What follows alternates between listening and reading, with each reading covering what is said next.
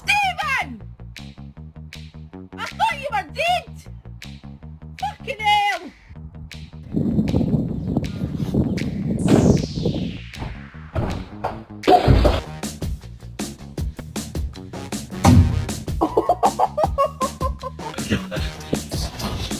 Ooh.